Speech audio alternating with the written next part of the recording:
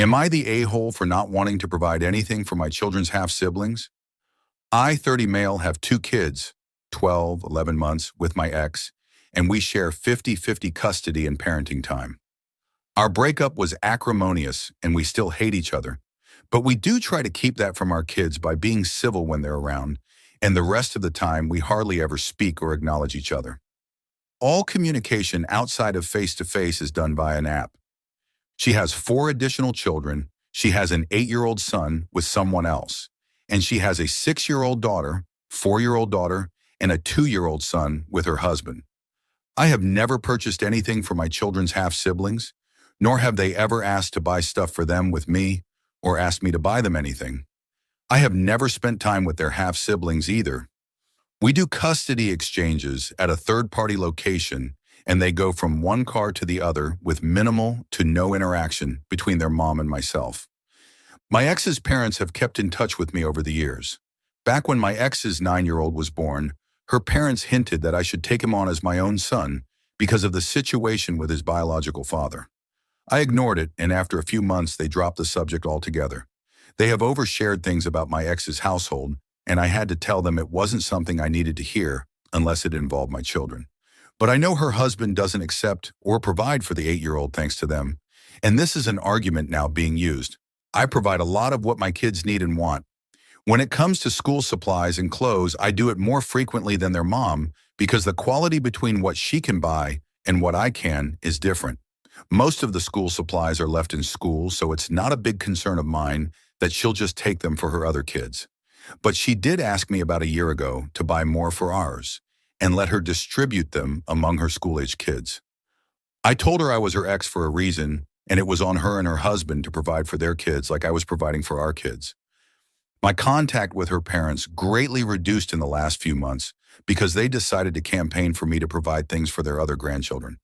More specifically, the 8-year-old, but they feel like as the father of those kids' half-siblings, I should be willing and eager to make sure they have what they need. They argued that it would give my kids good values too, because right now they do not care that they have more and better than their half-siblings. Ex's parents were very concerned about this, and even asked my kids if they'd ask me to get stuff they could share, and they told them no. I asked them why the hell they were involving my kids like that, and they said the kids should be doing it themselves. That they were shocked my kids didn't advocate for their younger half-siblings at all, and they told me they only look out for each other, not the others, and I have shown them that, and that I show them to do that every time they experience having more or better than their half-siblings. They argued with me that a good father would want his kids to take care of their family, even if their kid's family wasn't identical to their own. I talked to my kids about their grandparents, and they only spoke to them about this and requested it twice. Nothing else on the topic since, but the only contact ex's parents and I now have is when we are supporting the kids at the same activities.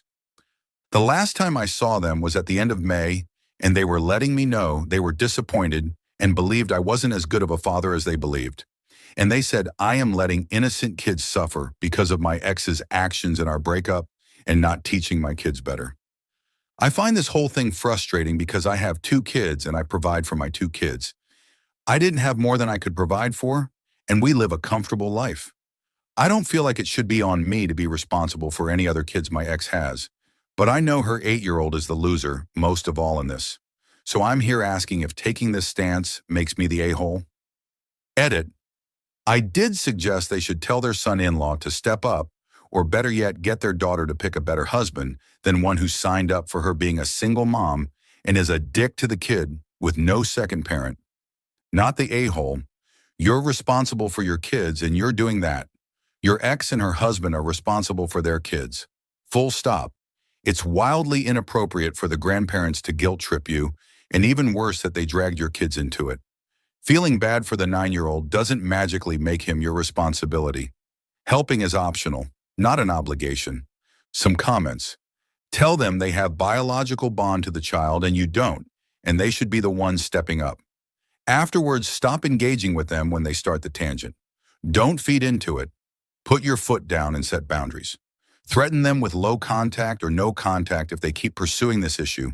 It is not healthy for your kids to keep hearing this or them manipulating your kids into helping your ex's kids. They should refocus their attention on the 8-year-old's biological father and get him to provide child support. They can get court-ordered child support, have his wages garnished, etc.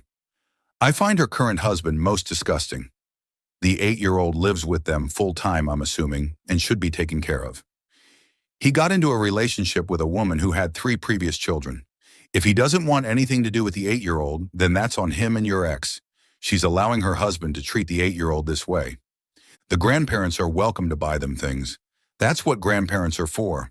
A quick way to shut this down would be to tell them that if your ex is struggling that hard, you'll go ahead and help out by petitioning the court for full custody. Casually mentioning that in most places that means your ex will be responsible for child support. Let them know you'll be keeping any future communications to send to your lawyer. Let your ex know as well. That should shut them up pretty quick. Story 2. Married almost 20 years. 2 kids. Late 40s. I left the house a few days ago after everything finally blew up, and I'm staying with a friend. My husband doesn't know everything yet, and that's part of why I'm here. A few weeks ago, I went on a 3-day work trip with 2 male colleagues. I was responsible for booking the accommodations, and I chose an Airbnb with separate bedrooms. I know I should have booked separate accommodations for me, but I didn't. I guess a part of me was expecting something to go down. We went out drinking both nights. I drank way more than I should have. This is hard to admit, but alcohol lowers my inhibitions dramatically, and I didn't stop myself. I like the attention. I like feeling wanted and young and unburdened by responsibilities for a moment.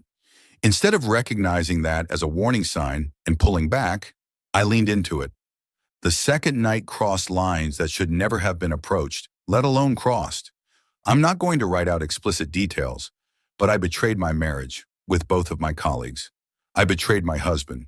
I made choices repeatedly during that night, and the morning after that I can't undo. Not once did I think of my husband and my children while I bounced away on my colleagues' laps. Since coming home, I've been living in this awful in-between space. I've admitted to some things, but not everything. I've watched my husband's face change as he puts pieces together, and I still haven't fully come clean. That might be the part I'm most ashamed of right now, knowing he deserves the truth and still being terrified to say it because I know it could end my marriage. He's suspicious. He has every right to be. I can tell he's close to making decisions without me, and I don't blame him. I created this mess. I don't get to control the outcome. What I'm struggling with is this. I do love my husband. I love my family. I don't want to lose them. But love clearly wasn't enough to stop me from acting selfishly, recklessly, and cruelly.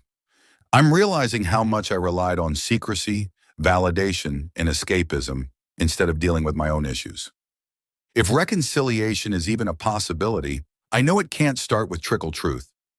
I know it requires full disclosure and real work on myself, whether my marriage survives or not. I'm just scared, and I know that fear doesn't excuse anything. I'm here because I want to do the right thing now, even if it's late. If anyone here has been where I am, frozen between confession and cowardice, I could really use perspective on how you found the courage to tell the whole truth and face the consequences you earn.